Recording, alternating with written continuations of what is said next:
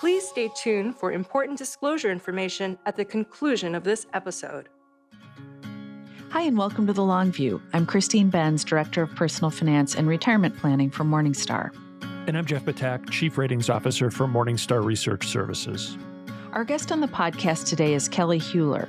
Kelli is the CEO and founder of Hueler Companies. Hueler's Income Solutions platform has been delivering lifetime income annuity products to the institutional marketplace since 2004. In addition, Hueler developed a database of stable value fund analytics and reporting. It sold that database to Morningstar in 2020. Kelli is nationally recognized as a thought leader on the topic of lifetime income and is actively engaged in related public policy matters. Prior to founding Hueler Companies, Kelli held the position of a financial planning professional for IDS Life and was a registered representative for Kidder Peabody and Company, where she was responsible for institutional and retail clients. She received her bachelor's degree from St. Olaf College in 1981. Before we get started, we wanted to share a bit of disclosure. In addition to Morningstar's acquisition of Hueler's Stable Value database, Morningstar's Retirement Manager service, which is offered by Morningstar Investment Management, links to Hueler Income Solutions. Kelli, welcome to The Long View. Thanks. It's great to be here today. Well, it's great to have you here. So we wanted to start with your origin story on retirement income. And you've noted that your interest in this area began on a trip to Japan in the late 1990s. Can you talk about that? Sure.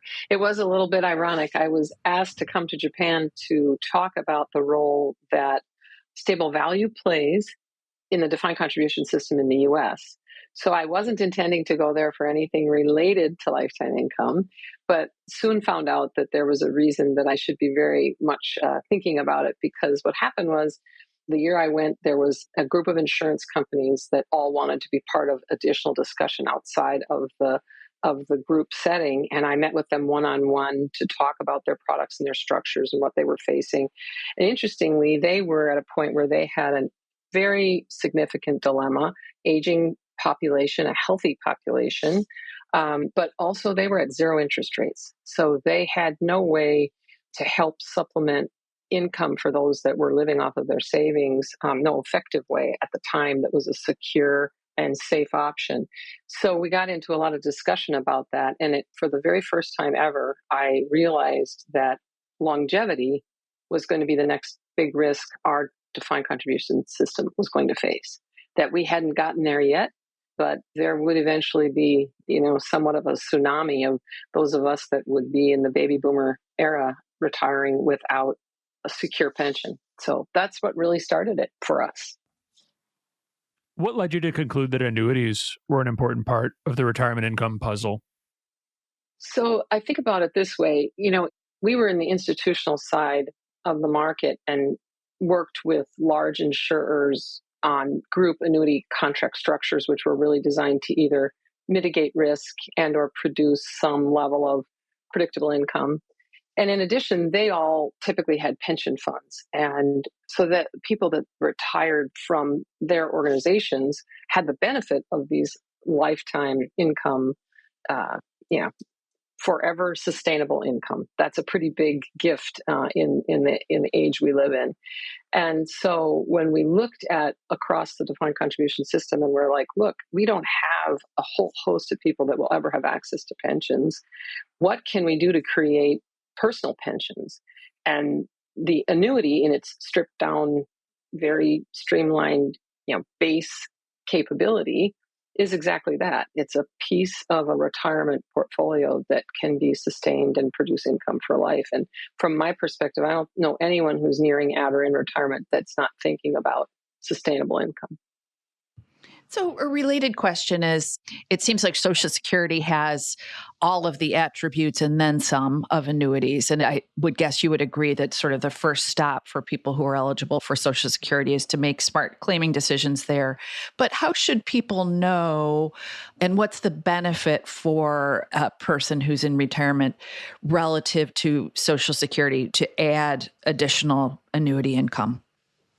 Yeah, I think you're absolutely right on. And that's a critical component to the decision-making process for folks as they move into retirement. Making smart claiming decisions and Social Security can be foundational will be for millions of Americans. And it's additionally helpful because of its natural link to inflation. So the inflation protection there is really unparalleled in other products. So that's critical.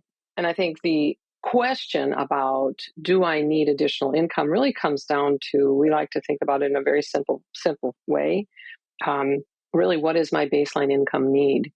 And if an individual is looking at their savings and they're looking at Social Security and maybe potentially a pension, if they have a portion or have a very good pension, either way, really the goal is to figure out, do you have an income gap? And it doesn't have to be a complicated exercise, but you do have to think about it in terms of what is going to keep me in a position to live comfortably and how much income do I need to have? What's my need versus, what are my wants and what are my goals?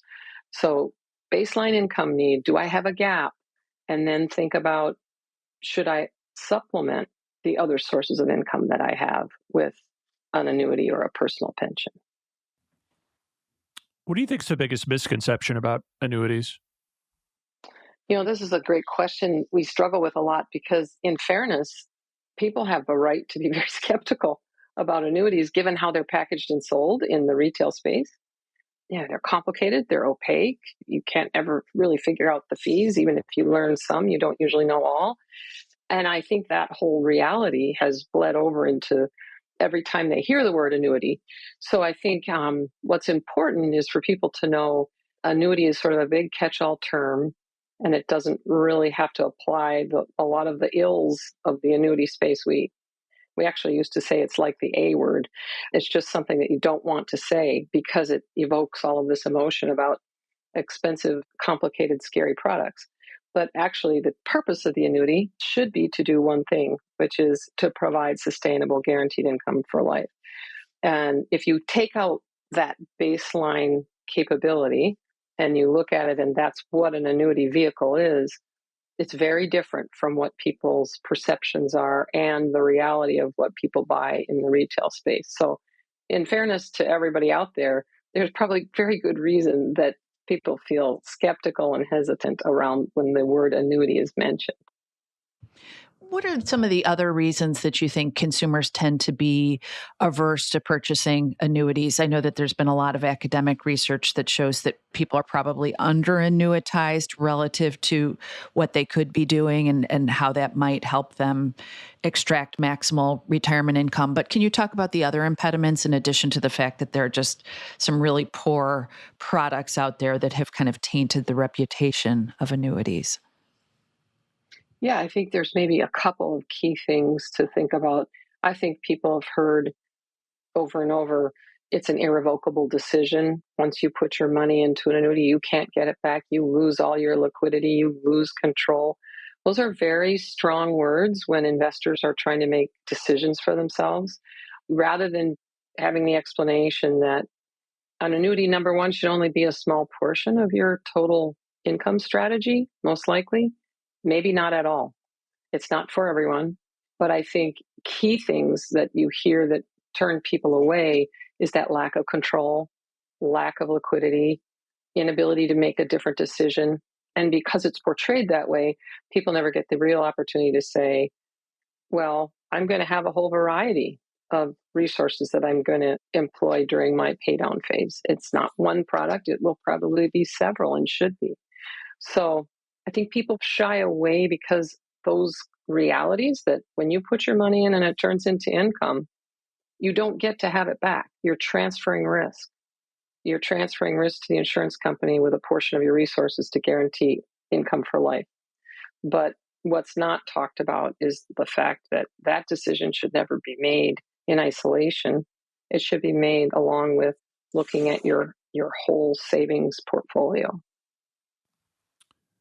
What about incentives? One theory for under annuitization among investors is advisors have certain conflicts of interest. They're charging clients a percentage of their assets on an ongoing basis. And so they don't necessarily have an incentive to recommend a strategy that removes fee generating assets from the portfolio. And so do you think that's another major factor in why there aren't more people using annuities? I will say I do. I think, and that's in both the institutional and retail space. That's not just retail alone. That's also advisors that are fiduciary advisors, and they're compensated through assets under management, AUM. So I think that that's been a conflict that we should all just put out on the table and be very candid about. But I do want to say that in the last 5 years, we've seen a dramatic shift in understanding within the advisor community. And it's interesting, I did a podcast actually for the CFA group at one point about curriculum and why that this risk management capability is missing from the curriculum, whether you're a CFP or a CFA. You didn't learn about risk mitigation, longevity, and market risk during the pay down phase. Nobody talked about the risks of retirees in the pay down phase being so different, the sequence of return risk being so much greater in the pay down phase than in the accumulation phase. And nobody really has given advisors those tools early on in their thinking and developing their strategies to understand annuitization as a form of risk mitigation. And also, another key thing is I think advisors have been sensitive to what the truth is around annuity products, which the pricing of those products is not beneficial to the end user, to the individual investor. And it does impact the return over time. And I think until they see, when advisors can see modeling that shows low cost lifetime income being used as part of a portfolio, I think they've been much more receptive to that. So yes, I think that conflict of interest is there, but I think really what's been missing is a discussion about where this fits in as a tool to manage risk and longevity and market risk in the pay down phase. So I'm hoping that this continues to be a conversation that the academic community has, but also that the advisor community has more openly about how these products and this capability and this risk mitigation fits into a balanced portfolio. So I wanted to go back to Social Security, and I don't want to get too in the weeds, but during that inflationary environment that we've had over the past couple of years, Social Security did exactly what one would hope it could do, and that it delivered people very nice inflation adjustments. You can't, as far as I know, buy annuities that are linked to the consumer price index where your payout is going up in line with CPI. So I know that some advisors, very good advisors, kind of overlook the whole category because of that lack of inflation protection. How do you think about that? Yeah, I think that's very fair. One of my dear friends, V. Bodie, years ago, we had this discussion about linking to the CPIU as Social Security does, and creating product that can do that. And we were actually the first group to put 3 insurers up with standardized features on fully inflation protected product. And this was in 2000, I think it was 2007 and 8 and 9, maybe 6, 7, 8, and 9. And we were able to get 3 issuers to agree to it. But here's the problem. Even though they were willing to price that, and everything is about risk transfer and the ability to underwrite that risk transfer. So when you transfer the risk of full inflation hedging to an insurer, the cost of that product is going to go up, which means your income is going to go down. So when we looked at the product and we made it available and we compared it to nominal cost of living adjustment, so there's 3 choices: nominal cost of living adjustment and full inflation protection. And the academics would say, and those economists would say, always choose the full inflation protection. But the cost of doing that in a product other than Social Security is very high. It was between a 16 and a 22% haircut on the income. And when that happened, people would look at that, and that's very hard to swallow, to say, I'm going to purchase that now, and when inflation hits, I'm always going to know that I'm going to be ahead of that. Crossover point is a long time. So I think for products that are constructed in the annuity space, it's getting to something that is close enough to a hedge, meaning at least inflation adjusting and or cost of living adjusting. So if you can't directly, track the CPIU, you could track either a 2% or a 3% per year increase That's an effective way to lower the cost because insurers can underwrite that risk much more cost effectively. And when they can do that, you're going to have a higher level of income. So we found in our data that when you presented all three to investors, they typically chose an annual increase as sort of a middle ground. Can you talk about the interplay between annuities and interest rates? How have today's higher yields affected annuity payouts, for instance? Yeah, it's quite substantial. We were looking at our data. We were talking with a client and they had some similar questions. And we were looking back to the sort of low point in rates in 2020. And I think it was about every $100,000. So if you take a $100,000 life only annuity, it was paying about $502 a month. So that's going to give you $6,020 some dollars a year, roughly. And in 2021, nothing much had changed. It was maybe $1 or $2 difference. But in 2022, it had started to jump up. It was $620 a month. And in 2023, that same $100,000 life only annuity is paying $652 a month. And that gives someone $1,800 more per year than what you would have been getting with the same exact quote in 2020. So there's no question interest rates play a pretty significant role in the monthly income that's generated off of an income annuity. But I would say if you look back, even at the time in 2020, if you look at the 4% rule, and that's the pay down rule, and you look at what an annuity was paying, a fixed life only annuity, it still was very competitive. So I think there's a misconception that low rates mean that the annuity product will be very similar to something else like a CD. So I think that's something people should always explore, those options, because that tends to be that the annuity is much higher. And as you know, you've traded off your liquidity, so you should be paid more. Right. So we want to switch over to discuss income solutions and the genesis for it as kind of a comparison shopping platform for people. You had earlier mentioned, Kelli, the lack of transparency and just how opaque the annuity space is. Yeah. So can you talk about what got you started on thinking that there should be some platform where people could compare annuity products apples to apples? Yes, I think this is great because it brings us back to stable value and the crossover between what we were doing with stable value and the income solutions platform. So when Hueler started their stable value capability, the business for the research and development, we were also negotiating contracts and creating specifications for the large institutional buyers. And it was a very straightforward process. The specs were always apples to apples. There was never any monkey business that was allowed. It was this is what you can bid on, and that's all we're going to accept. And every single insurer had to provide a bid on only that was what was requested. And in addition to that, there were always multiple quoting companies quoting. There were multiple bids.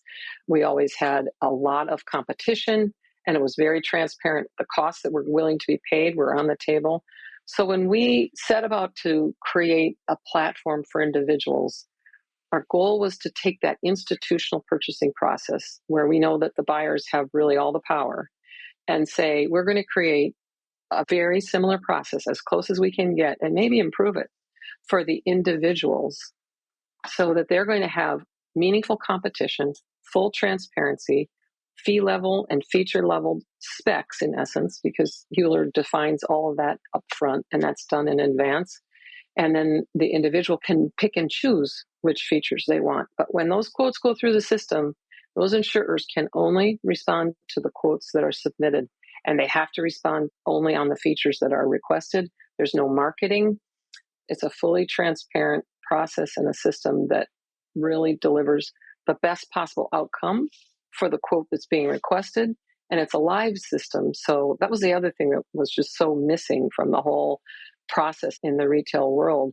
There was nothing live. There was a lot of estimates and a lot of illustrations and, well, I'll go see if we can get you that rate today. And we said, no, this is going to be real time, just like the market. And when you submit a quote, it's going to be purchasable. So the foundation was fee transparency, open, meaningful competition, issuers that were selected from a pool based on credit quality and other requirements. And then we brought forth, the best that we could. And technology has been a huge friend for us because we've gotten to a place where everything is real time right in front of the consumer. So it's all done very efficiently and within seconds.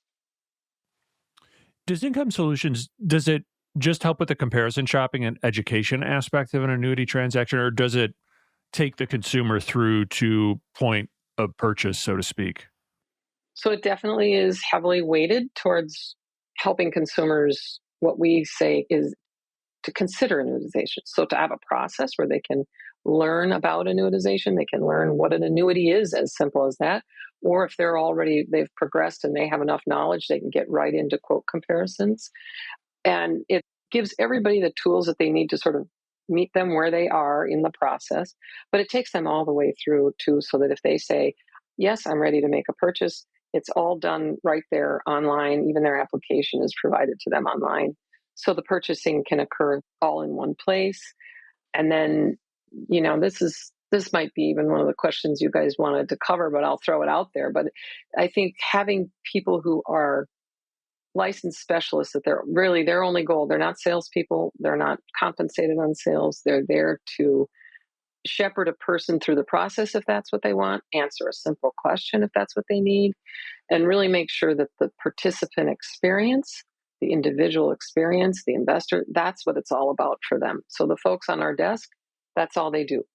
We get a ton of great feedback, so we think it's working well. And I think most people, when they want to think about annuities, that's what they need, is some objective person that they can ask a few questions to. So it seems super valuable, but I think our listeners, and I'm wondering, what's the business model for this? How does Hueler make money from people taking advantage of this platform? Yeah, so that's also very transparent. We disclose everything at the site so that people know exactly the cost.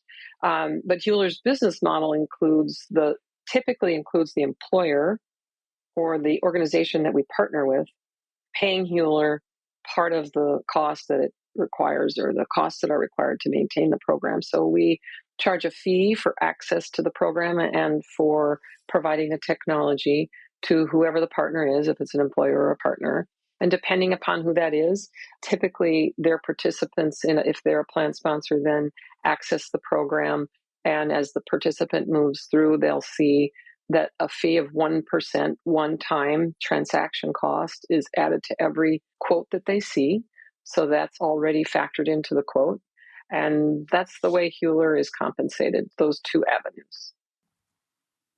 What types of annuities are available for assessment on the Income Solutions platform? And relatedly, how did you decide what types of annuities to feature on the platform and in which to avoid? It didn't appear that you offer variable annuities or fixed index annuities, for example. So how did you make some of those choices?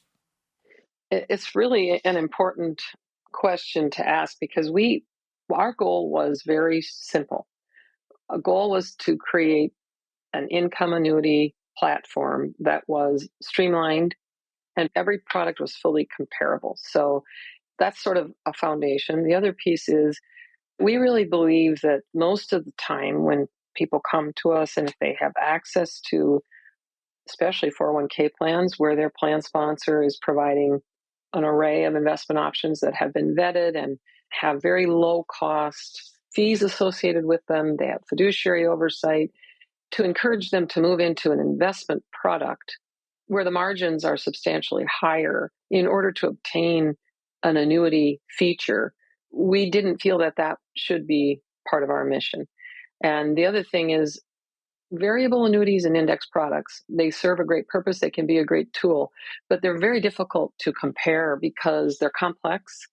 The formulas that are embedded, there's no similarity, there's no requirements for them to be similar. So it's very difficult to say one is per se better than another, and they're dependent upon track records of the investment funds that are associated with them. So there's a great deal to consider when you consider that type of product. And it's almost impossible, and trust me, I've tried, to create a grid and to create comparability and to add value to that process for us. So Hueler just doesn't feel that there hasn't become a product suite that we could look at and say, wow, we can really create comparability here. And the fees are transparent enough, and the factors and the calculations that are being used are close enough that we can create a service that would have value. So I just don't think that our underlying benefits that we provide to an income annuity, an individual considering income annuities, they don't translate into the variable annuity and the index annuity space. So Jeff and I had previously interviewed David Lau of DPL, and they're involved in, as I'm sure you know, creating annuities, issuing annuities. Hueler has decided to not be in that sort of manufacturing space. Can you talk about your thought process there? Yeah, I mean, it goes back to, I think, our roots. I mean, on the institutional side, we just think there can be no conflicts of interest whatsoever. And from our perspective, if you're a manufacturer of product or you're an investment manager and you're selling either one of those services, it wouldn't be conflict free to be, marketing that. From our perspective, our role needs to stay a lot like we were in the stable value space. We were the independent entity that provided reporting and did analysis and made people smarter investors and made people smarter about risks. In our role in the platform, our job is to ensure that the annuity quotes are standardized, that features and fees are all standardized, that the insurers on the platform are of the quality that should be required, and that the individual users have the tools they need to make an informed decision and to get the best possible rate in the market that's available to them at the time that they're making those decisions. And I just don't see how you do that and be a manufacturer of product or an asset manager or distributor at the same time. Can you discuss your previous relationship with Vanguard? Why did Vanguard decide to do away with Vanguard Annuity Access, which Hueler had been powering? So we still have our relationship with Vanguard. They chose to exit only the retail annuity distribution space. So we were the backbone for all of their retail and institutional delivery, and we're now still the backbone for their institutional 401k program. But they chose to no longer be a distributor of either variable or fixed income annuities to the retail space. And I don't know why that decision was made. That's above my pay grade. But they didn't have a need for it any longer on the retail side. But one of the things that I think both Vanguard and Hueler recognized is that there were a lot of folks that had used the annuity access program and income solutions through that. So we opened a portal, which is still open to the public, that in essence, it was a way for anyone who was familiar with the program or wanted to continue to access the program would be able to do so. So we still have a good relationship with Vanguard, but I think that was a business decision that really Hueler had no role in. And like I said, they exited the variable annuity space as well. So I noticed that Income Solutions provides details on financial strength of the various insurers that are backing these contracts. Can you talk about how people should use those? I always struggle with that. And what would you say is sort of the minimum threshold that one would look for in terms of financial strength? And then sort of a related question is, I sometimes hear from advisors who are skeptical of the state guarantee funds that are backing insurance companies. Can you discuss that as well? Sure. You have reason to be skeptical about the ratings agencies. I'll be very frank. I've been in this business over 30 years, and I've watched AAA companies go to non-rated very quickly. So we've always taken the position that at a minimum, we need rating agencies in the A and above category to be, the issuers have to be there before we'll consider them. But then, we've been doing insurance company review and oversight for the better part of 3 decades as part of our role in the stable values space as well. And we carried that over into income solutions. And in addition to that, we decided, I don't know if it's been 12 or 15 years, it's in that range, a while back, we hired a firm that all they do is quantitative analysis on the balance sheet. And we work with them. They're our sort of right arm when it comes to the analyst role. And they do all the number crunching and all the modeling. And every quarter we review insurance companies that we have on our list. And we keep a very good, healthy list. But when it comes right down to it, not only do issuers have to meet our credit rating qualities and our ongoing oversight of their financials, but they also have to be willing, and this is a big issue. So if you don't see certain names, you think, why are they not on Hueler's platform? If they're not willing to substantially cut their commissions and be willing to go down to our one-time 1% level, we can't work with them. So they have to be willing to feature level and fee level and come in line with our standardization. So that's sort of that's another layer on top of the credit quality and the analysis that gets done and the oversight that's ongoing that Hueler handles with our outside analysts every quarter. So that's sort of the way we handle our view of the financial strength. We don't just rely on rating agencies, but we do use them as a minimum. And we would say always A and above. And that sort of also is an institutional rule. Most of our institutional clients always use A and above. So that's what we do on that side of the equation. And in terms of the state guarantee fund, everybody is concerned that those are not funded the same way people are concerned about a lot of maybe state agency type pools and risk pools that are not funded properly.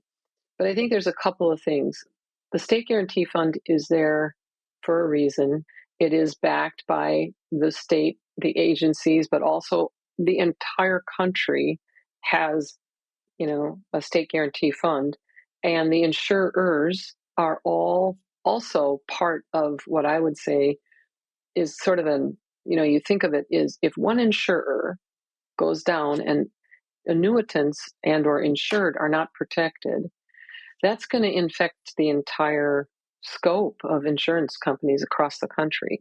So there's a very strong drive to really push to continue to increase the financial well-being and strength of the state guarantee agencies and oversight. But I would say, there's probably nothing perfect, and I wouldn't say that you should ever base your decision solely on that, because I think that that's not a good risk to take. One of the ways we tell people to encourage people to mitigate risk even further beyond credit ratings and beyond the state guarantee fund is to think about diversifying across insurers so that you have a portfolio of income annuities, not just a single annuity with, maybe up to the state guarantee limit. Maybe you go down to a third of that. So those are the kinds of things that I think every savvy investor should think about, because risk is definitely a part of the equation. Before we move on to annuities and company retirement plans, which is a topic that we're keen to pick your brain about, does Income Solutions provide any guardrails to help ensure that an individual doesn't overdo it, over annuitize? Yes, we do. And I'm not going to say it's always popular. Sometimes we get pushback from individuals that say, I want to be able to purchase whatever I want to be able to purchase, which I understand. But we do have a rule of 50% or no more than 50% of their available investable resources. It's just we review every application that comes through the system. So we need to be willing to say that we believe that a contract is suitable. And our feeling is that you don't ever want to over annuitize, because, again, back to our earlier part of the conversation, once you turn that annuity on, it's not revocable without substantial penalties. So you want to make sure that you're annuitizing the appropriate amount of your resources and to really think through that. And we just sometimes have to tell people we'd be happy to help, but we really have to reduce that amount. And they're not used to being told that. And I think sometimes people feel a little bit frustrated, but when they really look at it in the scheme of things, I think people appreciate the fact that, they have to take a second look at everything and think a little more deeply about their overall goals. So as Jeff referenced, we do want to delve into defined contribution plans, 401k plans. It sounds like Hueler's services are available to some 401k plan participants where they can do this comparison shopping through their plan portal.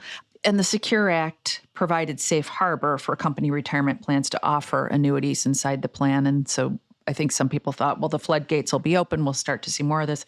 Have plan sponsors taken action to add annuities in the wake of that legislation?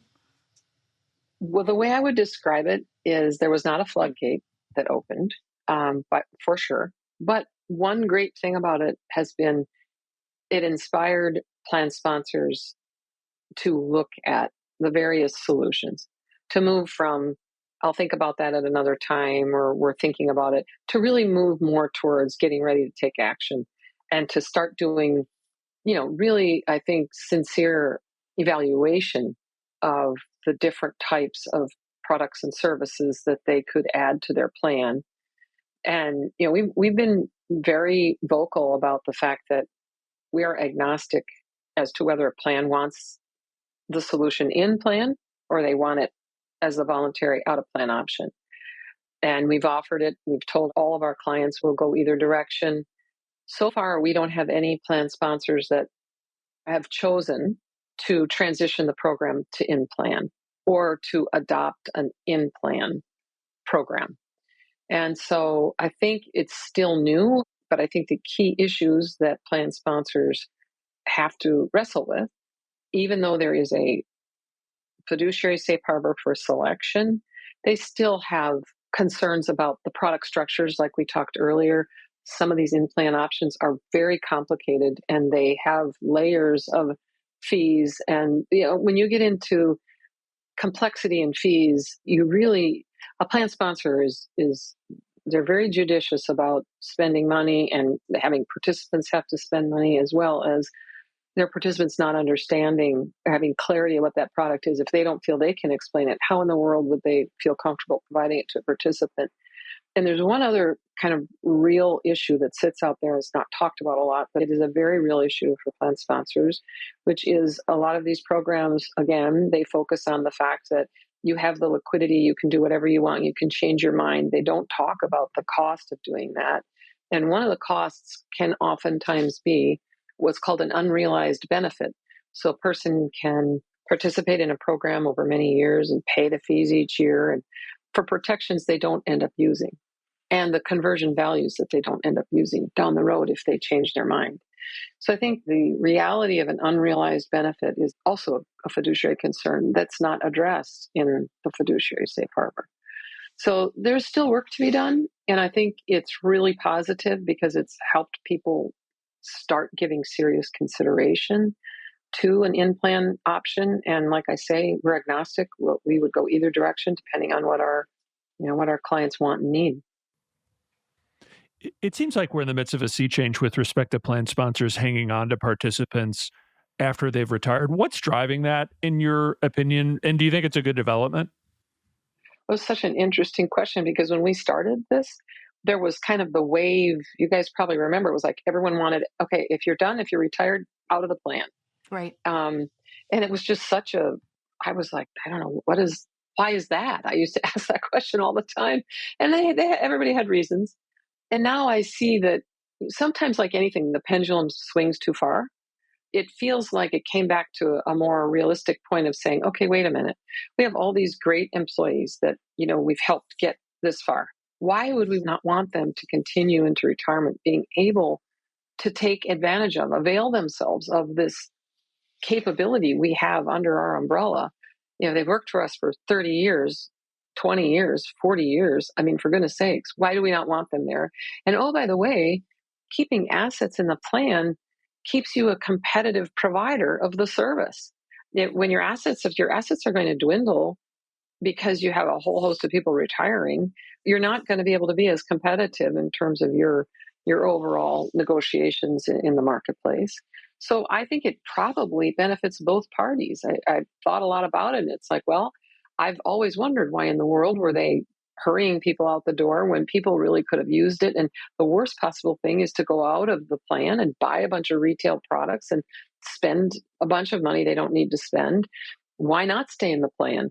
And if employers can benefit from that and they can see their way to continuing to produce, really quality benefits longer term, I sort of think it's a win-win.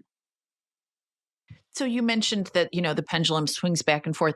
Would it be possible for it to swing too much in the direction of assets staying in the plan? And what are downsides that maybe I'm not thinking about associated with that?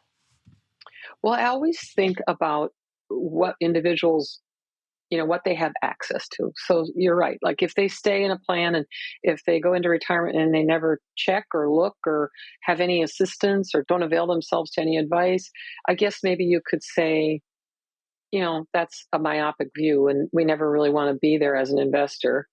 But I think maybe the benefits outweigh that.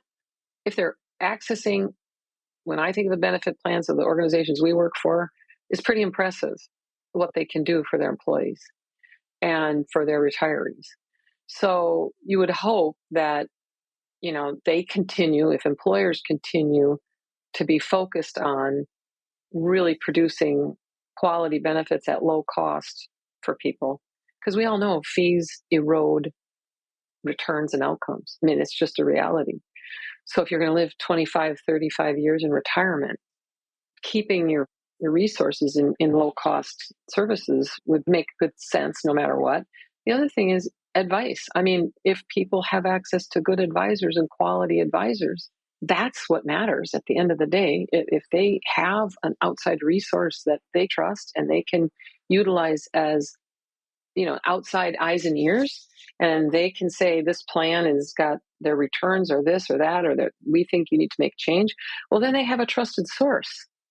And, or maybe let's say this option is really great, but we think you need to do some other things here. So a participant and a retiree can stay in place in some things and use their monies and deploy their resources, through trusted advice in another area. So I kind of like the fact that this keeps continuing to produce good results for everyone in the plan.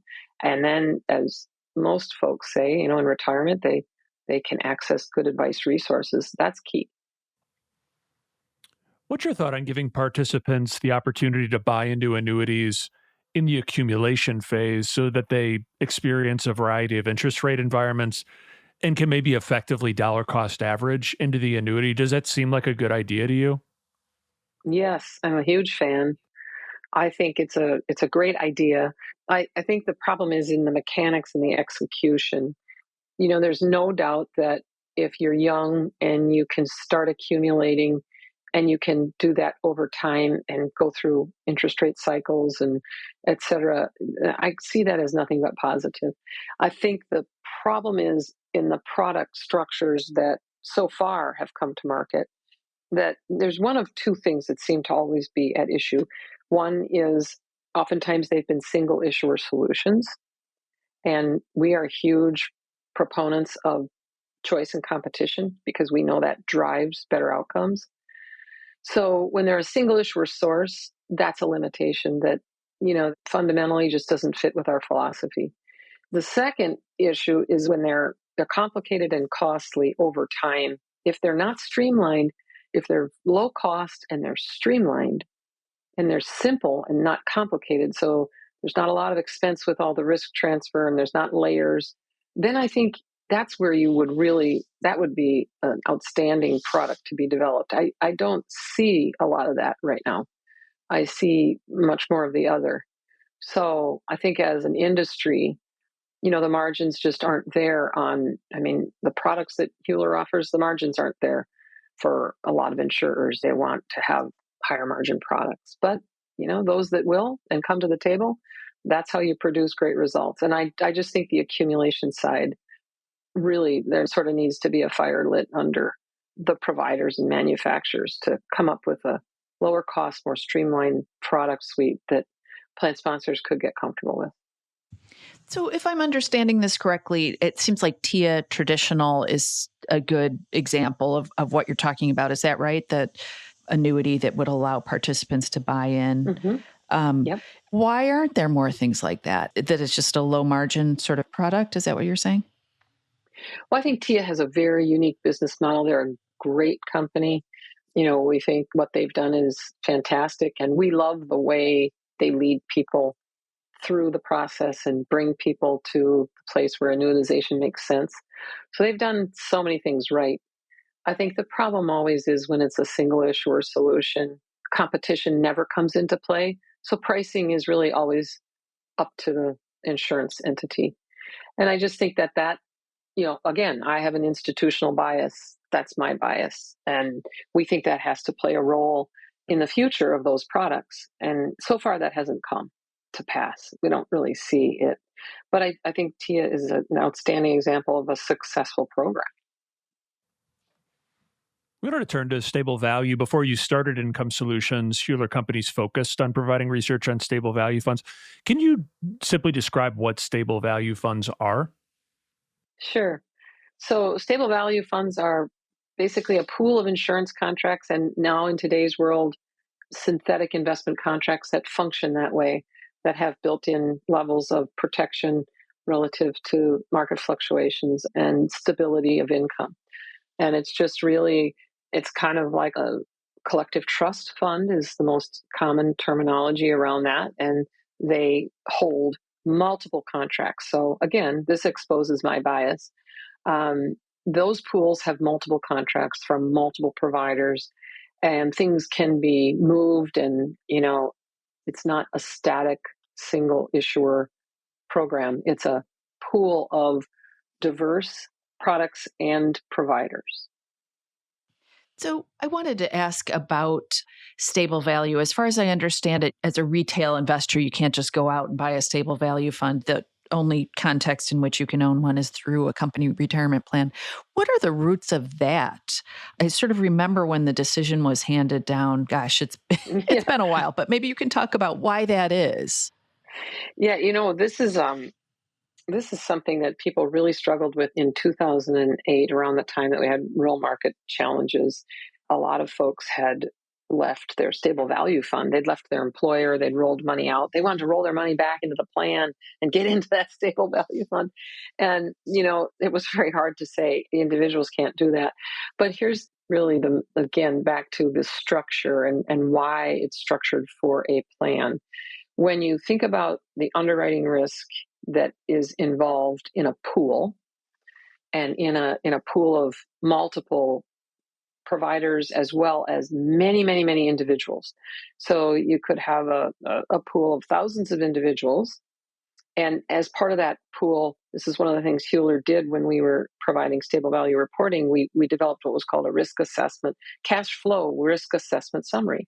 Well, cash flow, that's what defines whether or not those funds participate into a market or not, and whether they keep themselves cash, ability to provide all the liquidity. So cash flow is a central part of underwriting contracts that go into these complex pools. If you think about that and you say, well, let's see, an individual wants to buy a stable value contract, one individual could sway the entire experience of the underwriting and the insurers or the banks or whomever are providing the program, the product. So it has to be in a pool. And the next thing is optionality and choice and movement of money. And people who are willing to accept sort of the levels of returns that the stable value fund has, they're usually investing in shorter term investments, and they have more movement of their money than in a 401k plan. And so the underwriters in a 401k plan can track all the aspects of the cash flow characteristics of that pool, whereas in a retail pool, you've got investors doing whatever they want, when they want, and optionality is really expensive. So when there was a time when we, had hopes for a mutual fund that could be created to offer individuals access to stable value. But the expense ratios got so high to cover all of the various risk assessments, it didn't make sense. We were back to a money market in terms of what the total return was. So I think that's the hard part to understand, is these are underwritten for a whole variety of risks, and those cash flow risks are a big part of it. And the characteristics of a retail investor versus a 401k investor is one of those risks. One thing we've grappled with respect to looking at stable value is whether a firm's wherewithal in terms of managing fixed income assets is a good proxy for how good it is likely to be as a stable value manager. Do you have any thoughts on that? So let me clarify, a fund manager or an asset manager and Yeah. whether okay. If they're good at fixed income generally, could we Mhm. reasonably extrapolate that they are probably decent at stable value, assuming that the stable value fund has decent expense ratio? I think that as long as you can validate that they have a good track record, I mean, if they entered the market, with no track record, I recall the days of doing, fiduciary oversight with plans, helping them through that and looking at track records. Someone could have a great track record in the fixed income space, but if they didn't have a team of folks that were dedicated to stable value with a track record, I think that makes it a little more difficult for a fiduciary to make that selection. I don't think it means that they won't be very good at it, but I do think it makes it more difficult. So most of them, they've dedicated resources. Stable value's been there a long time. And I think, they can certainly get data on asset managers that manage what we call the pooled funds. And if they're running a pooled fund and that's got a track record, which it will have, it's pretty good proxy for whether or not they have a really good team of stable value folks dedicated to stable value. They typically would have a large pool that they're providing to the market. And if they don't, it's not a difficult task to ask for examples of who they run stable value assets for. And that's not a bad proxy to find out who the sophisticated clients of theirs that they're running stable value for. Well, Kelli, this has been such a helpful conversation. Thank you so much for taking time out of your schedule to be with us. Well, it's been fun. I hope everybody, enjoys the conversation as much as I did. They will. Thanks so much. You bet.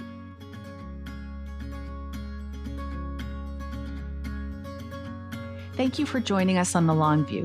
If you could, please take a moment to subscribe to and rate the podcast on Apple, Spotify, or wherever you get your podcasts. You can follow us on Twitter at Christine_Benz. And at SYouth1, which is SYOUTH and the number 1. George Cassidy is our engineer for the podcast, and Carrie Gretchick produces the show notes each week. Finally, we'd love to get your feedback. If you have a comment or a guest idea, please email us at thelongview@morningstar.com. Until next time, thanks for joining us. This recording is for informational purposes only and should not be considered investment advice. Opinions expressed are as of the date of recording. Such opinions are subject to change. The views and opinions of guests on this program are not necessarily those of Morningstar Inc. and its affiliates. While this guest may license or offer products and services of Morningstar and its affiliates, unless otherwise stated, he or she is not affiliated with Morningstar and its affiliates. Morningstar does not guarantee the accuracy or the completeness of the data presented herein. Jeff Patak is an employee of Morningstar Research Services, LLC. Morningstar Research Services is a subsidiary of Morningstar Inc. and is registered with the U.S. Securities and Exchange Commission. Morningstar Research Services shall not be responsible for any trading decisions, damages, or other losses resulting from or related to the information, data analyses, or opinions, or their use. Past performance is not a guarantee of future results. All investments are subject to investment risk, including possible loss of principal. Individuals should seriously consider if an investment is suitable for them by referencing their own financial position, investment objectives, and risk profile before making any investment decision.